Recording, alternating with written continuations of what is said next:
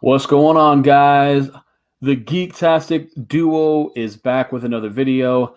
Gilly writes comics, one half of that Geektastic duo, along with Hero Geek here, and today we're going to be talking about are you serious? Are you really serious about making comics? Recently, in the past several months, I've had multiple people come to me on Twitter, aspiring creators and comic book creators come to me asking me for advice, asking me what I think of their ideas, and most of these people I don't feel are ready.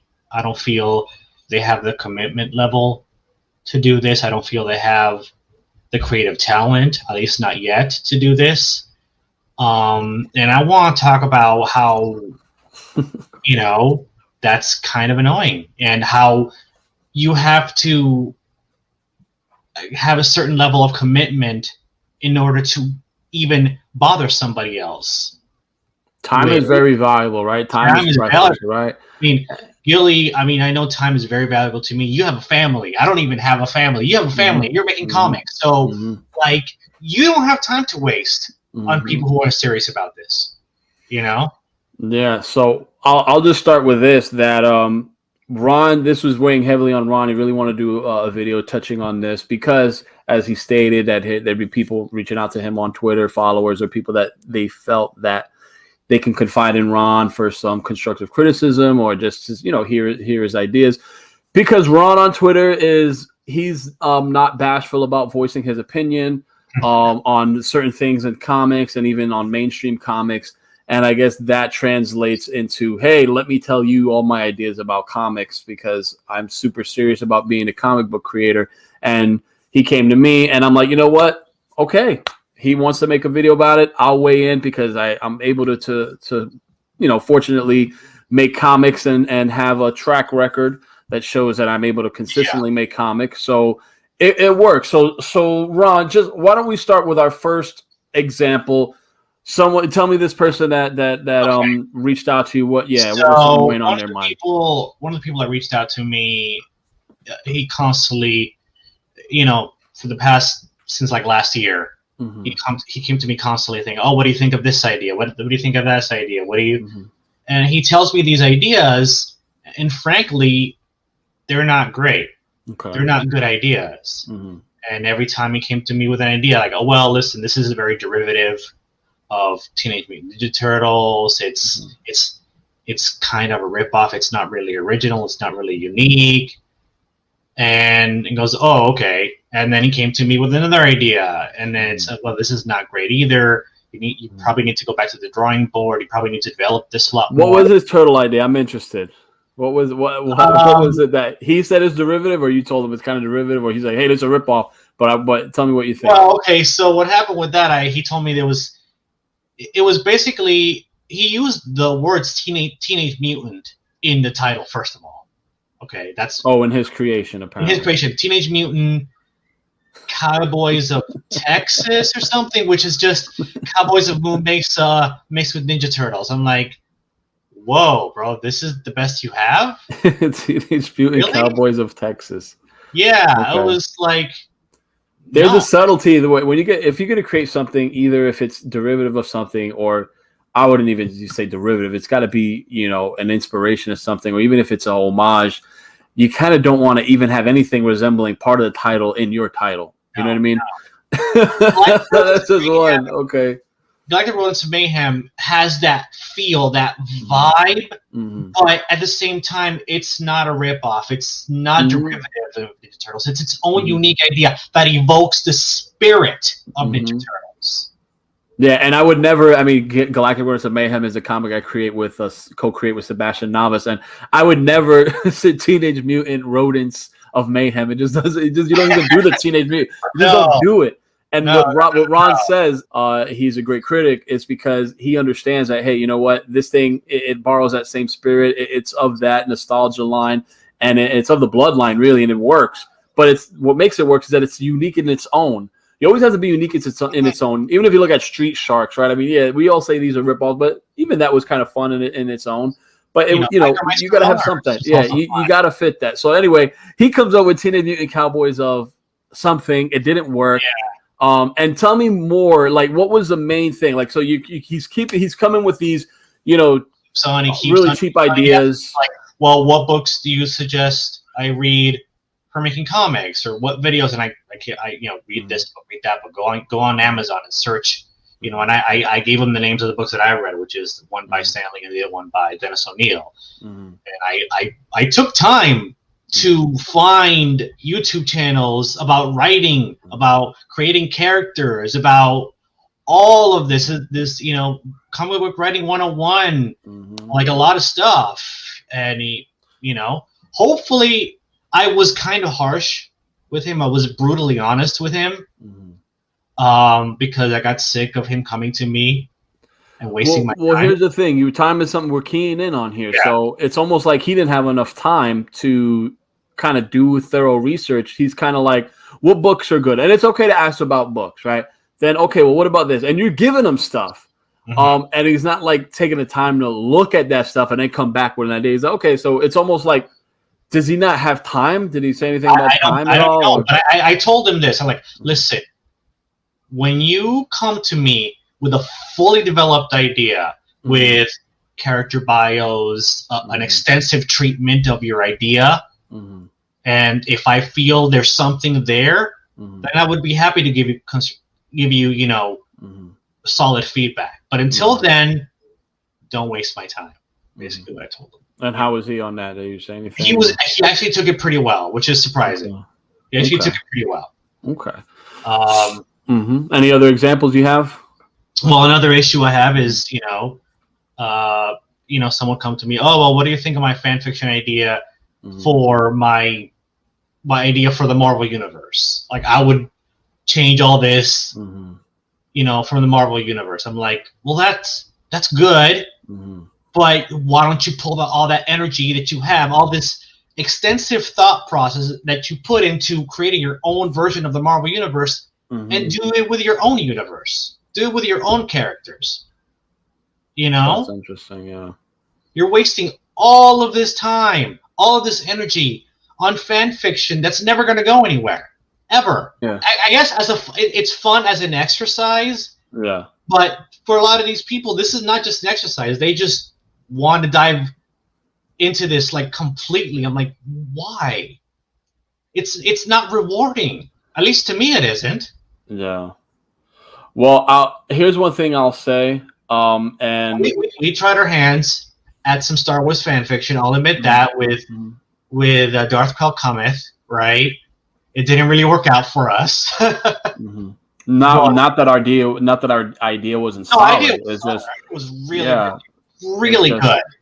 It's and we put a lot of work into it. We'll add a link to our Darth Krell Cometh fan comics, just so you could see what our pitch was. But just let me now. So we started with time, and now we're going into fan fiction. Let me just weigh in on something first in regards to time. If you don't have time to make comics seriously, and I mean where you do most of the legwork instead of asking somebody else. I mean, it's always good to ask for opinions, but you need to have a way to juggle time, and you really need to prioritize that time. As Ron said, I'm a family man, so I got a wife, I got a son, I got another baby on the way, and I have a full-time job, and I still make time for comics. It's a balance, and it's a serious balance because I take comic making very seriously, and I've been doing this for years. I have quite a few successful Kickstarters, Indiegogos under my belt, a lot of completed books under my belt, and that is making valuable time, putting comics into what it needs to be, prioritizing it in the right way. If you don't have time, if you have people in your life that are negative, like, oh, you put too much time, why are you spending all this time writing this book? Or that ain't going to help you. You surround yourself with people who are positive of you. You need friends that you can talk to, and it's good to have someone where you can bounce off ideas from, like a Ron. However, you don't just want to use that outlet. You don't want to abuse that bridge, right? You want to kind of just, okay, when I get my stuff ready, I'll show them a finished book, I'll show them a finished treatment, I'll show them a finished idea, a finished outline, a finished synopsis, something 100% complete. If it's a first issue script, I'll have that first issue script 100% complete, 22 pages, boom, I'll send it to them. I'll have the graphic novel 100% complete, written out, so I can send it to him. He can critique it, before I send it to an artist. You got to make time, and you got to prioritize your time. If you have a wife that's like, oh, you're putting too much time in this, or you can't do, I'm too much with the comments, it ain't gonna work. You gotta put work. a little bit of time in that. That's a good example of the next thing. I mean, I had someone come to me. He goes, what do you think of this? What do you think of that? What do you think of my characters? And then I straight up asked him, like, how serious are you with this? Oh, well, right now, not so serious because this and that, my wife and there you go. If you have someone that's just straight up saying they're not serious about something, you just don't waste your time. Don't waste other people's time. If you don't want to waste your time, someone else's time is that more valuable. We don't mind wasting our time if you're showing a commitment to your time and you're doing the due diligence that goes into creating a comic work, fleshing out great ideas. I mean, anyone could just say, make character, this dude, that dude. It goes so much more beyond that. When you create something, there's a poetry there. It's a dance. You're creating life, even if it's a fiction story. It's essentially life. Okay, so you need to take that seriously. You got to make that time. And now, if we talk about fan fiction is great, and there's been writers who've made a career, starting with fan fiction. But the thing with fan fiction, whatever it is, you got to complete it. If it's a fan fiction idea on whatever it is, you got to have that finished and shoot me your idea. Let me read your 3-chapter thing. Let me check it out. If by the first chapter I'm not into it, okay, you got to be able to to listen to the feedback, appropriate it, and evolve and adapt. Fan fiction is good because, again, it's just you're passionate about something. You love that world. You want to share and contribute. Okay, that's great.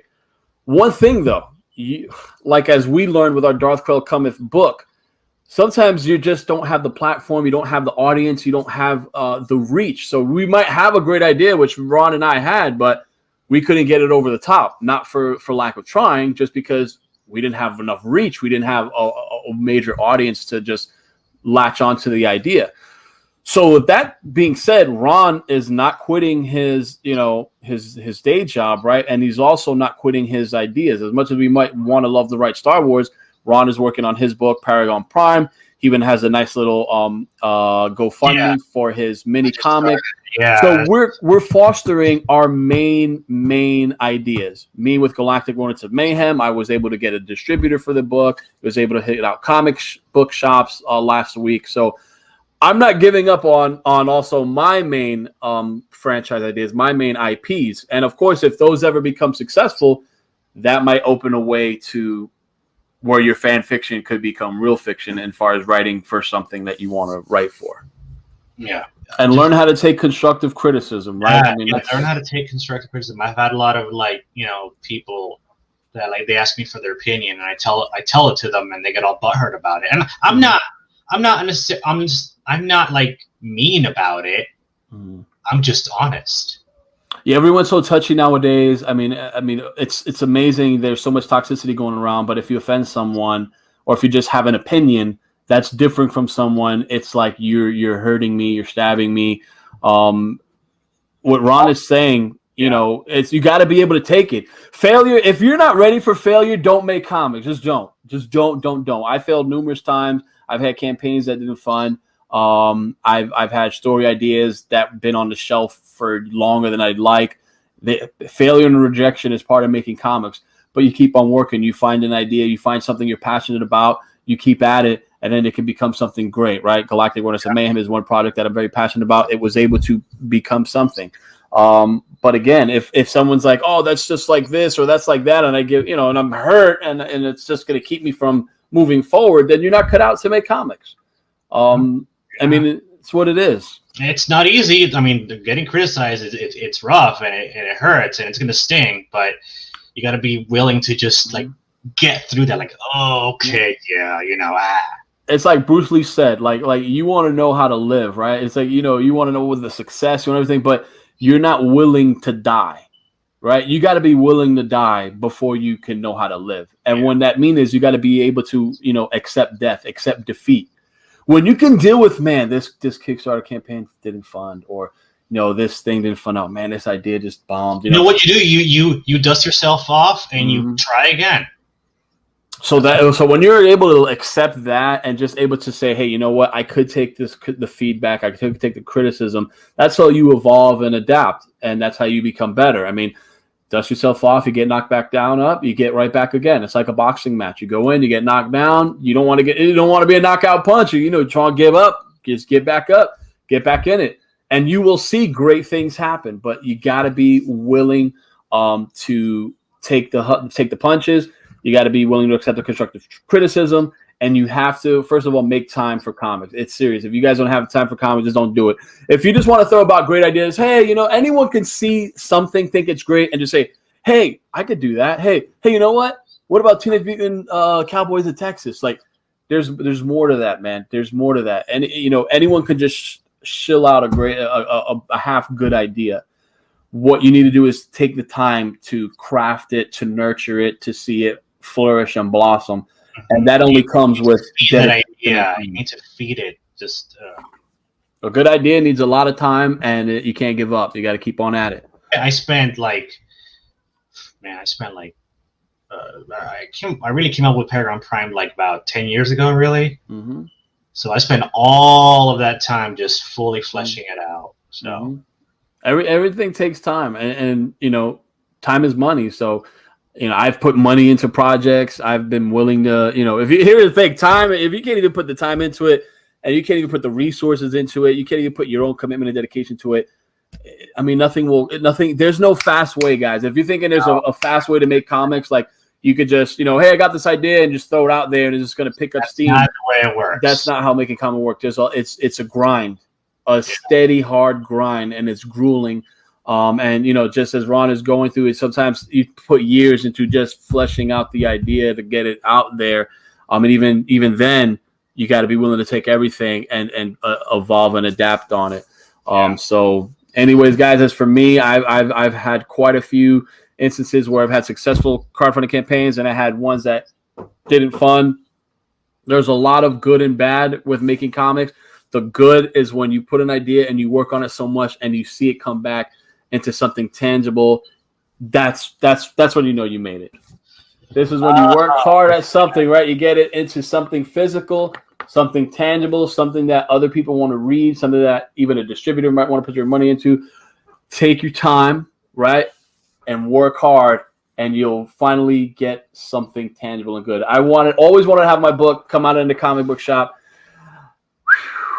Let's see. I started really trying to get into crowdfunding about 2010, 2013. Let me tell you, it's almost 10 years, 11 years. And now, I finally got a book in a comic book shop, and that was my dream, just to have something released in a comic book shop. It took a lot of time. So, guys, work hard. Yeah. Don't give up. Don't give up. Take criticism and make the time. And Ron, you're getting there, bro. We're going to see Paragon Prime. If it's through crowdfunding or someone's going to pick up that idea, I know it's going to do well. So stay at it. As always, please like and subscribe to our channel. And if you have anything on your mind, as well as making comics, feel free to ask us any questions. What do you think? Let us know. Also, the link to the GoFundMe for the Paragon Prime mini comic is going to be in the description of this video. So check that out. Also, the link is also on my Twitter, so it's going to be there. So. Put the link to Ron's Twitter, his mini comic. I appreciate it if you guys, just support me, please. Be awesome. Little something. All right, guys. So that's it. Till the next video. Geek out, guys. Geek out. Geek out.